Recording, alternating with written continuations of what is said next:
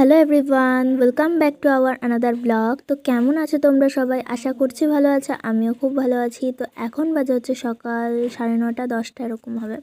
আজকে উঠেছি 9টার সময়। আজকে টিউশন ছিল না বলে আজকে একটু দেরি করেই উঠেছি। তো আর টিউশন স্কুল থাকলে তো তাড়াতাড়ি উঠি। তো যাই হোক, এখন আমি হচ্ছে বিছানা গোছাচ্ছি। তো যাই হোক, চলো দেখতে থাকো।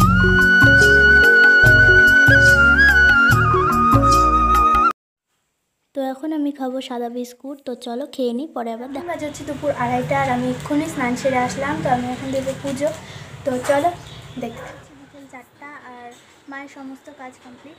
তো এখন আমি ভাত খাবো। তো ওই যে দেখো, চুলটা আজকে কাটলাম আমার দিদনের কাছে। তো যাই হোক, চলো দেখতে থাকো। তো তোমাদেরকে দেখাই এখন দুপুরের রান্না। তো এখন এখানে রয়েছে ভাত, ডিম ভাজা আর করলা ভাজা, অমলেট করা ডিমের তরকারি, আর এখানে রয়েছে চচ্চড়ি।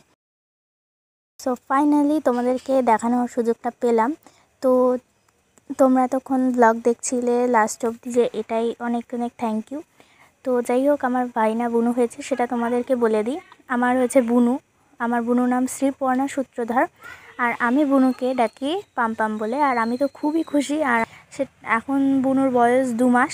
তো হ্যাঁ, তো আমি তো খুবই খুশি। সব আমার খেলার একজন সাথী হয়েছে। তো যাই হোক, চলো আজকের ব্লগটা আমি এখানেই এন্ড করে দিচ্ছি। ফিরে আসছি আবার নিউ ব্লগ নিয়ে। ততক্ষণের জন্য টাটা, গুড নাইট।